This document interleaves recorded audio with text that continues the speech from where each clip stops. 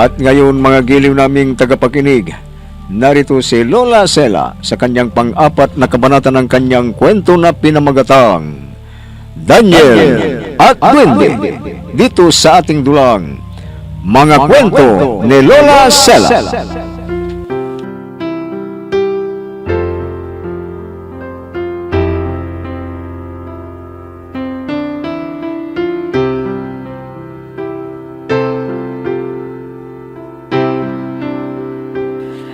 Nasampal ni Don Anselmo si Susan nang marinig na sabihin nito na hayop ang Don dahil pinabayaan niya ang mga tauhan niyang napahaba.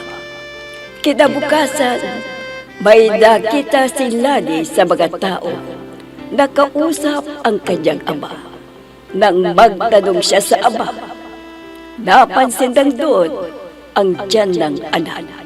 At tinanong kung sino ang ama at lalong nagalit ang ama nang malaman niyang si Daniel ang ama at sinabing ipapalaglang ang bata.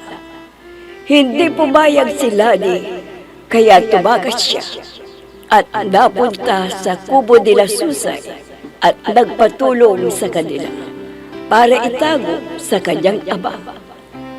Samantala, tuwang-tuwa ang mga duwende sa ilalim ng lupa sapagkat tumutulong sina Daniel sa mga trabaho ng mga duwende at mabilis silang natapos. Isang araw, nakita ng Reyna na kumislap ng kulay luntian ang mata ng mahiwagang alakdan at ang babalag yun ay tungkol sa mga tao na nagbabalak ng masama sa kanila. Umilaw ang mata ng higanting alakdan at kulay bughaw. Kung ganon, may parating na panganib at tao ang ibig sabihin. Sino kaya ang tinutukoy ng mahiwagang alakdan? Sina Daniel kaya? Kung sila man, kailangang malaman ko. Baka nga may masama silang binabalak na gawin dito. At kung sila man ang tinutukoy ng mahiwagang alakdan, ipapapatay ko silang lahat para wala nang makakasira sa mga kayamanang inaalagaan namin. Ina, bakit parang malungkot kayo? May suliranin ba kayo, Ina? Meron, Susana anak. Ha? Ano naman yun, Ina? Pwede ko bang malaman? Susana, nagbabalanda naman ang mahiwagang alakdan. Kulay bughaw ang kislap. Kaya ibig sabihin, may tao na nagbabalak ng masama sa atin. Ha? Sinong tao yun, Ina? May mga panauhin tayong tao na nandito. At posible sila ang tinutukoy ng mahiwagang alakdan. Ha? Ina? Mag-ingat ka, anak. Huwag ka munang masyadong lumapit sa kanila. Baka... Mahal na rin, Ira. Mahal na rin, Ira. Bakit, Tiktik? Anong nangyari? Mahal na, Reyna. May natanaw po kaming isa na namang napakalaking sasakyan na patungo na naman dito sa atin. Sasakyan? Sabihin mo sa mga kawal na duwende. Humanda sila. Manmanan ang kilos ng mga sakay ng sasakyan na yan. Opo, mahal na rin, Ira. Ina, sa palagay ko, hindi sila Daniel ang may masamang balak sa atin. Kundi, ang lula ng sasakyan na nakita ng mga tiktik.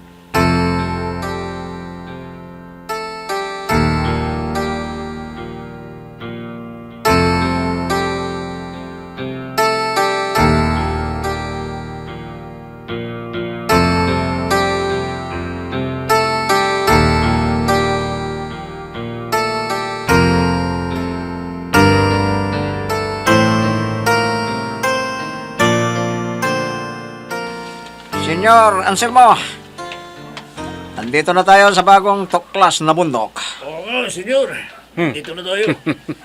Sige. Mga maninisid natin, tignan at tuklasin nila kung saang banda ang mga kayamanan na nandyan sa ilalim. Opo, senyor. Opo. Mga diver, ha? Umanda kayo. Lulusong kayo sa ilalim ng lupa. Ihanda ang mga kakailanganin ninyo. Pababa sa ilalim ng lupa. Doon sa loob ng lupa. Ihanda ang mga armas. Baka may ibang nilalang na haharap sa ating plano. Kung may haharang, barilin sila. Naintindihan ninyo? Opo, senyor. senyor. Nandito namin lang. Sige, kumilos na kayo kaagad para madali nating makuha ang lahat ng kayamanan sa ilalim ng bundok na ito. Bilisan ninyo Opo, senyor. at mag-ingat kayo sa paglusong. Opo, senyor.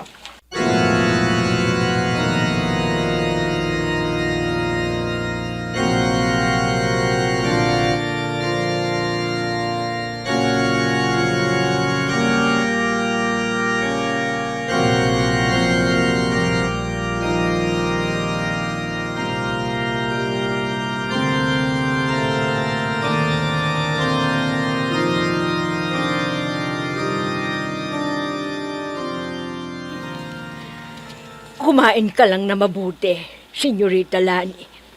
Masama ang magutom dahil maapektuhan niyang dinadala mo. Salamat po sa inyo, Aling Iday. Ang bait-bait ninyo sa akin. Oh, bakit umiyak ka na naman? Iwasan mo ang umiyak. Masama rin yan sa bata. Hindi ko po kasi mapigilan ang pagtulo ng luha ko kapag naalala ko po si Daniel. Hindi ko po alam kung magkikita pa kami. Alam mo, Aling Iday, kung may masamang nangyari kay Daniel, mas gugustuhin ko na rin ang mamatay. Senyorita!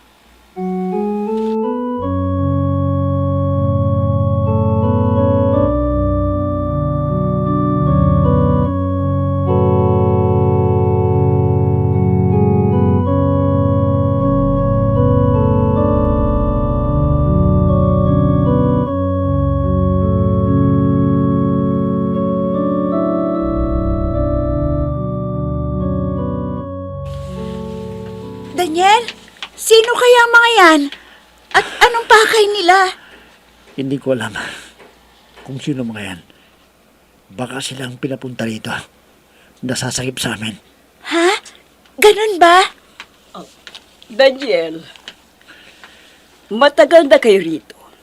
Pero, hindi mo pa nasasabi sa amin kung ano ang pakay ninyo. Bakit kayo napagawi sa lugar na ito? Mahal na rin, ha? Sasabihin ko na po sa inyo ang totoo. Si Don Anselmo po ay isang mangalakal na kayamanan. Natuksan po niya na maraming kayamanan sa lugar na ito. Kaya isinama niya kami para hakutin lahat ng mapapakinabangan niya. Kung ganun, kasama kayo nagbalak ng masama sa amin? Opo. Pero wala kaming plano na saktan kayo. Ugawan kayo ng masama. Oh, ikinalulungkot ko, Daniel. Pero hindi ako basta-basta naniniwala sa sinabi mo. Mga kawal na duwende! Dakpin siyang lahat! Ina, wag naman. Palagay ko, nagsasabi po ng totoo si Daniel. Opo, mahal na Reyna. Totoo pong sinasabi ko. At kung may gagambala sa inyo rito, tutulungan namin kayo. Oh, sadaga, Daniel. Sadaga. Dahil kung totoo ang hinala ko, hindi ako magdadalang isip na saktan kayong lahat.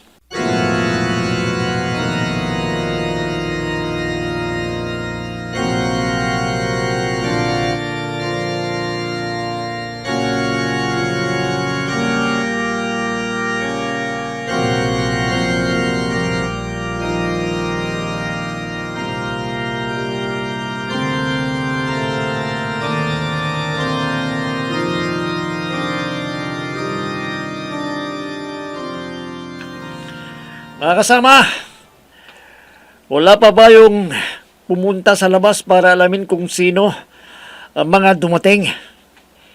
Hindi pa sila nakabalik, Daniel. Pero may napansin kami kanina na may papunta rin dito. Pero hindi namin sila nakilala. Ganun ba? Sige.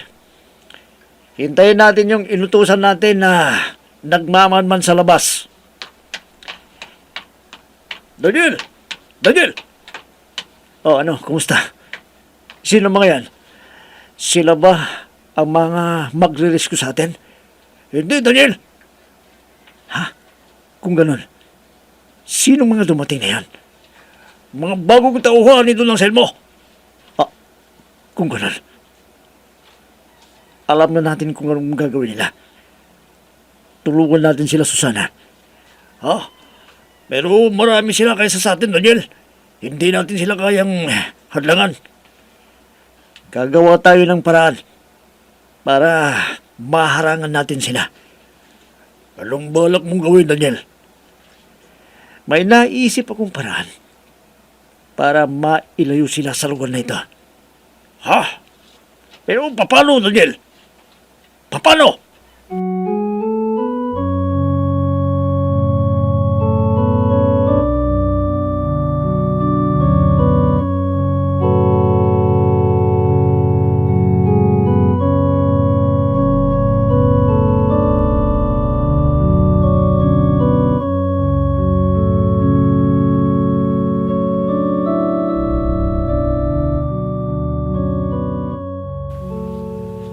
Bakit hindi pa nakababalik ang mga inutusan mong lumusong?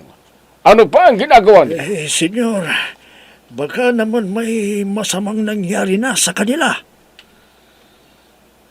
Hindi pwedeng mangyari uli ang nangyari noon. Anong gagawin natin, senyor? Mag-utos ka uli ng mga lulusong para sunduin ang mga naunang inutusan mo. Opo, senyor. Mga driver, kailangan ng 10 uli na lulusong sa ibaba. Tingnan ninyo kung anong nangyari sa mga naunang lumusong. Bilisan ninyo! Sige. Kami lang 10, kami lang. Kami lang 10 lulusong. Para mga kasama. Ayun na yung 10 uli na lulusong, senyor. Umalis na sila. Sige, sabihin mo sa mga ibang tauhan na magmasid sila. Baka may mga higanting alagdan na aatake. Mga kasama! Magmanman kayo! Baka may sasalakay sa atin na mga alagdan! Magmanman tayo lang! Magmanman tayo! Makakainin tayo ng mga alagdan!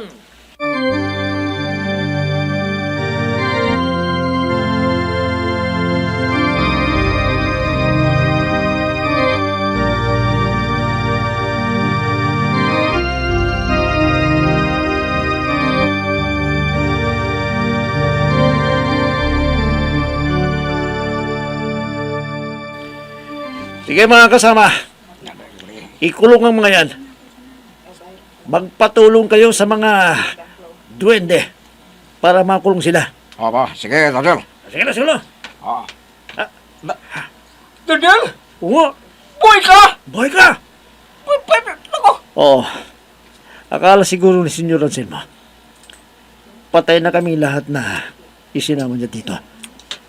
Wala man lang siyang ginawang paraan para sagipin kami rito. Buhay nga kayong lahat! Buhay nga kayo Walang lahat. namatay sa inyo!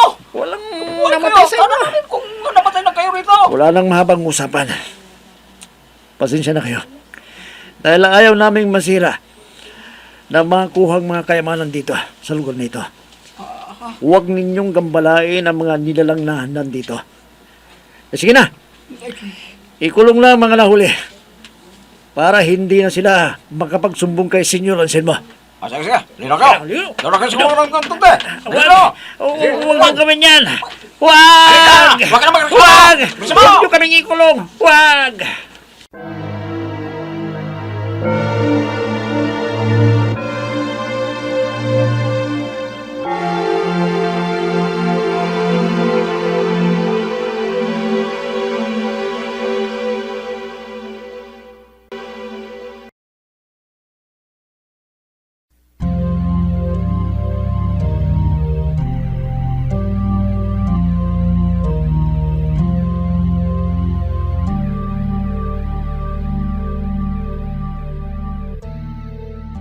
Ina, marami nang nahuli si na Daniel na tao.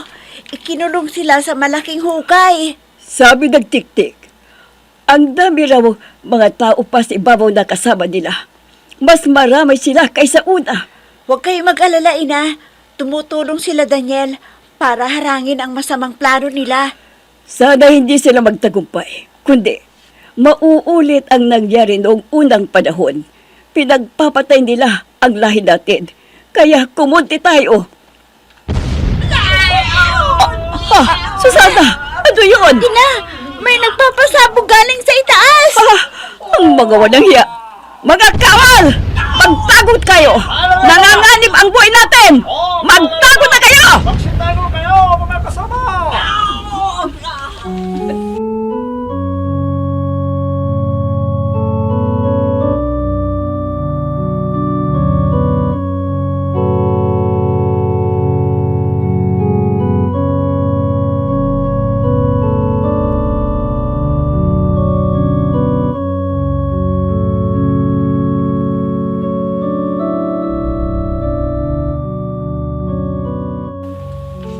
Rufino! Rufino! Bakit po, senyor?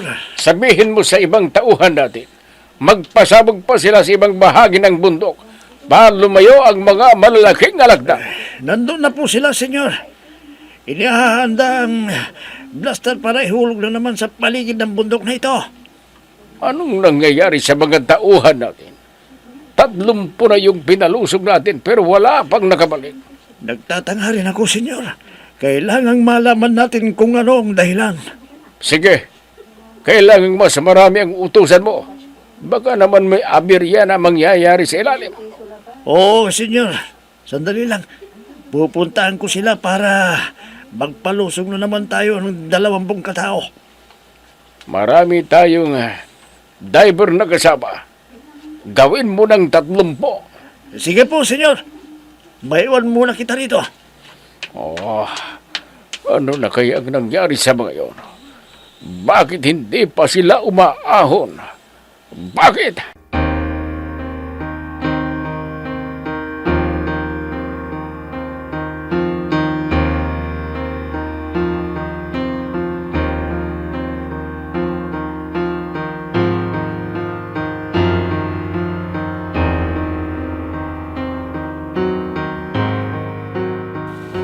Mahal na rin. Nakahanda po kaming labanan ng persa ng mga dumating. Kikilos na po kami para wala nang masaktan isa man sa inyo. Sige, Daniel. Magtitiwala ko sa iyo. Ipapaubaya ko na ang pag-uutos sa mga kawal na duwende. Susundin ka nila kung ano ang iuutos mo. Mabuti naman kung gano'n, mahal na rin, para maprotektahan natin ang lugar na ito. Hindi dapat masira ito. Daniel, ano yun? Ang mga bagong tauhan ni Don Anselmo, mahal na rin, nagpaputok na sila. Binabaril kami, Daniel! Binabaril kami, mga tao! Binabaril kami! Mga kasama, kunin ninyo ang mga armas natin. Lalaban tayo sa kanila. Protektahan natin sila, Reyna Aira. Bilisan ninyo! Tayo na! Kunin na! Mga kasama! Tayo na! Ang mga bagong tauhan ng Don Anselmo! Bilisan ninyo! Pero kung maaari, Tayo! iwasan nating may mapatay tayo sa kanila. Huliin natin silang lahat at ikulong!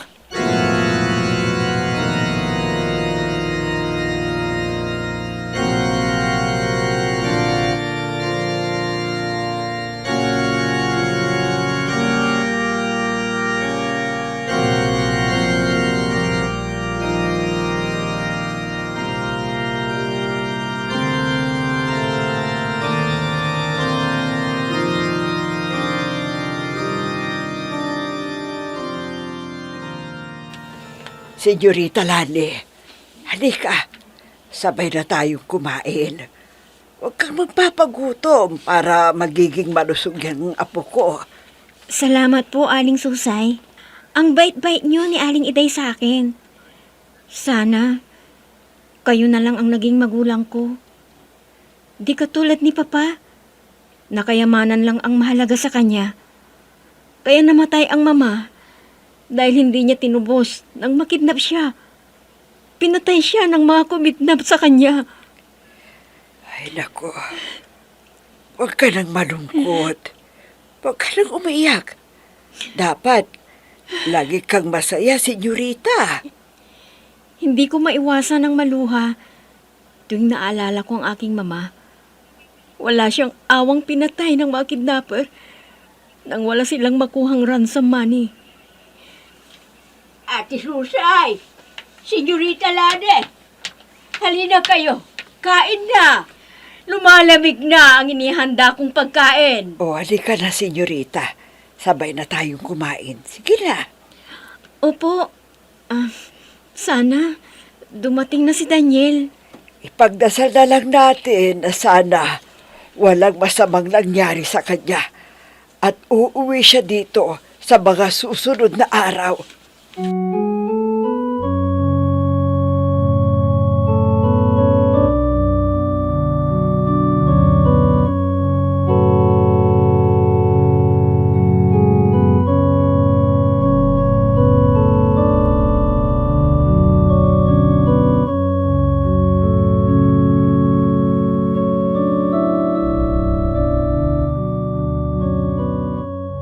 Rufino, bakit kakaunti na ang mga tauhan natin? Saan sila nagpunta? Hindi ko alam, senyor. Pati ang mga driver ng truck, nawala na rin sila. Paanong nangyari yon? Saan sila nagpunta? Hindi ko rin alam, senyor. Puro hindi mo alam. Bakit hindi mo alamin? Wala kang silbi. Buti pa yatang patayin na lang kita. Senyor!